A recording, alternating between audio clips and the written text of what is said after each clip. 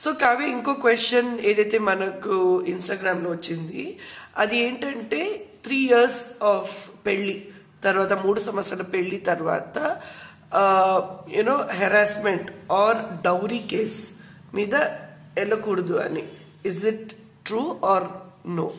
అంటే 3 years తర్వాత apply చేసుకోకూడదు మీరు, file for any dowry or domestic violence cases. Okay, అది నిజం కాదండి, కానీ అది వైడ్ స్ప్రెడ్ రూమర్ అని చెప్పొచ్చు. ఇప్పుడు చాలా మంది కూడా అడుగుతుంటారు 3 years అయిపోయిందండి మా పెళ్ళయి, ఇప్పుడు ఎలా నా డౌరీ కేసు నిలబడుతుందా?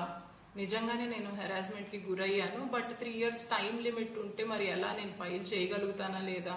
నా మ్యారేజ్ అయ్యి 5 years అయింది. అలాంటి లిమిటేషన్ అయితే ఏమీ లేదు. డెఫినెట్ గా మీరు హెరాస్మెంట్ కి గురైతే ఏదన్నా అబ్యూస్ కి, let it be sexual, physical, verbal, ఎలాంటి అబ్యూస్ కైనా గురైతే అండ్ డౌరీ కోసం మిమ్మల్ని మీ ఇన్లాస్ కానీ హస్బెండ్ కానీ ఎవరైనా హెరాస్ చేస్తుంటే ఖచ్చితంగా మీరు ఆ కేసెస్ కి వెళ్ళొచ్చు, పోలీస్ స్టేషన్ కానీ కోర్ట్ ని అప్రోచ్ అవ్వచ్చు. So don't go for this. ఇప్పుడు ఏంటంటే మనం గూగుల్ చేస్తే ఏవేవో వస్తాయి. నేను మా క్లయింట్స్ కూడా చెప్తాను, ఇప్పుడు మనం హెడేక్ అంటే హెడేక్ ఎందువల్ల రావచ్చు అంటే వేరియస్ సిమ్టమ్స్ చెప్తారు.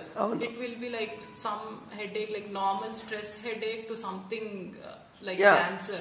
సో దాన్ని బట్టి వెళ్ళకండి. సో ఎవరో ఏదో ఒపీనియన్ ఇచ్చారని మాత్రం వెళ్ళొద్దు. Go for legal help. I think they will be able to guide you. So ఇదైతే కరెక్ట్ కాదు.